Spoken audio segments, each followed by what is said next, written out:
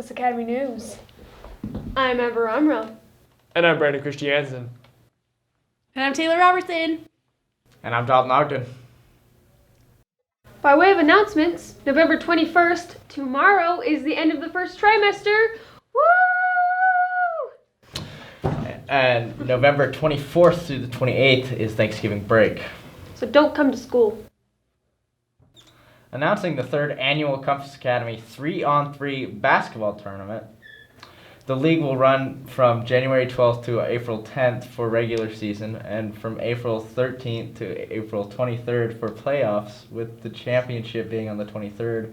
We are welcoming as many teams as possible. There must be at least 3 players per team and a maximum of 5. The fee is $2 per player. Registration will open December 1st. Games will be played during lunch and collaboration for some teams that have the same hours off.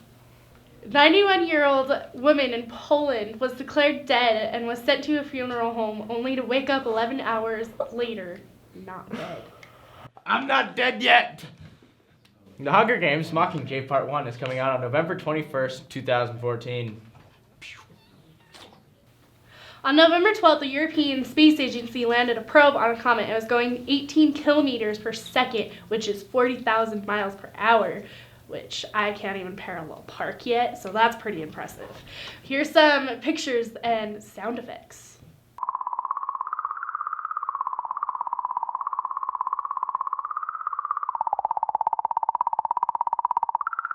Law and Order trials have been going on for the last week.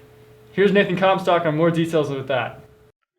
Hey, this is Nathan Comstock for Compass News here at Compass Academy in the Law and Order class.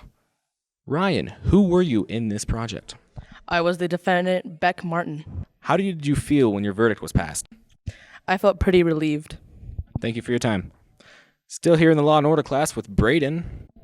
What was your role in this project? I was defending Beck against second-degree murder. Why was your class doing this? We wanted to learn about how law and order worked in real society with the court system and the jury and prosecution, defense, all that stuff. How did you feel when you won the case?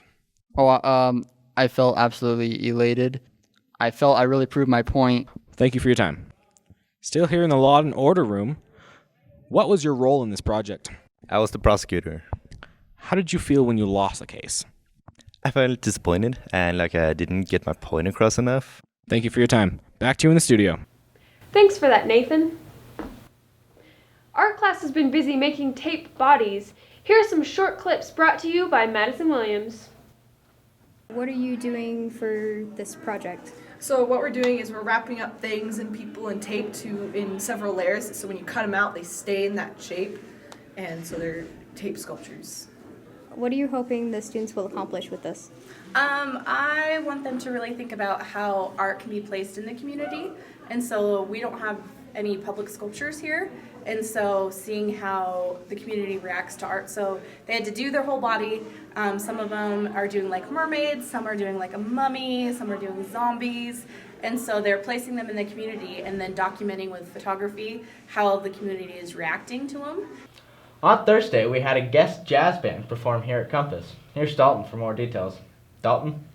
Hi, this is Dalton Ogden with Compass Academy News, and we are here at Compass Academy, and we are listening to the BYUI Quintet Jazz Band, and they are just here to play. Let's listen.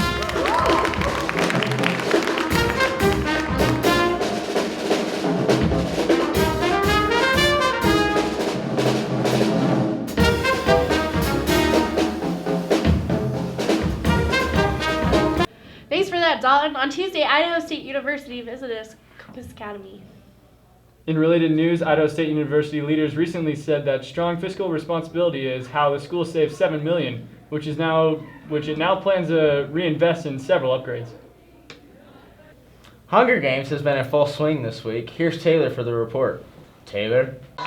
My name is Mr. Rogers, and I'm here for Compass Academy News. I'm here in the Cyber Cafe just right after a Hunger Games activity for the second annual Hunger Games.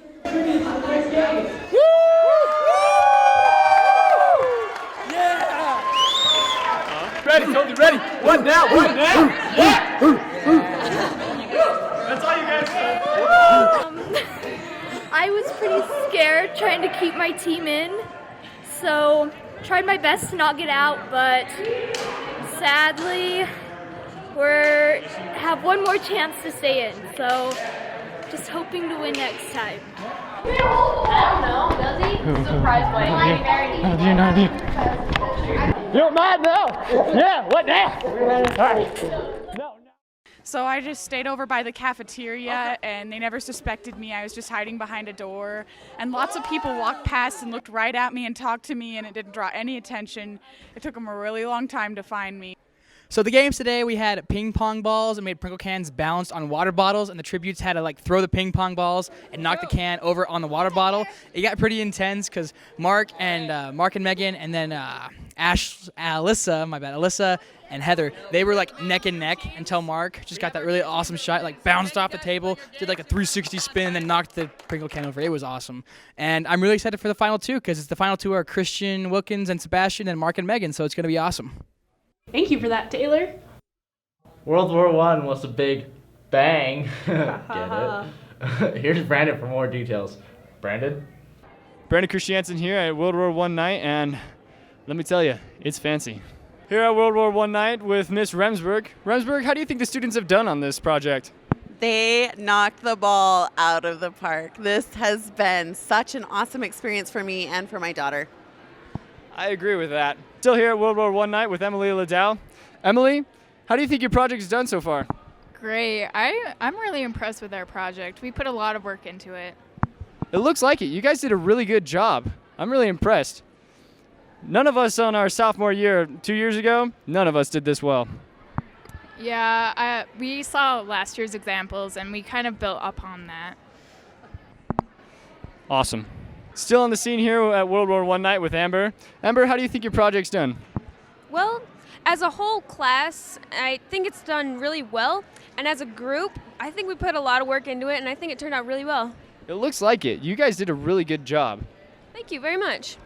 How much work and time did you put into this project?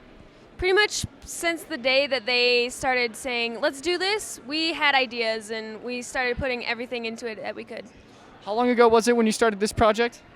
I want to say it was maybe 3 or 4 weeks ago. Holy cow. And this is the outcome. Well, it is an amazing outcome, and we're glad to see it up like this. Thank you very much. You're welcome. Still here on the scene at World War I night with Clinton Roner, Morgan Roner's dad. How do you think the students have done showing their skills in this project? So far, I thought the different booths have been very good. They've been very unique, a lot of imagination and work put into them, so I've been excited about that. I've learned some things. I have a little bit of knowledge about World War I, but there's been some of the details that the kids have brought out that I didn't know before. Well, Compass Academy, that's a wrap on World War I night. Stay fancy. Thank you for that, Brandon. Here in the studio is Amy Hill. Amy, what do you have for us? So we did a Interact polio booth for our club called Interact, and we set up 2 tables around the school, and we raised money to help end polio. And we raised, as Compass Academy, we raised $230, and as an Interact club from Compass, Idaho Falls High School, and Skyline High School, we raised over $800,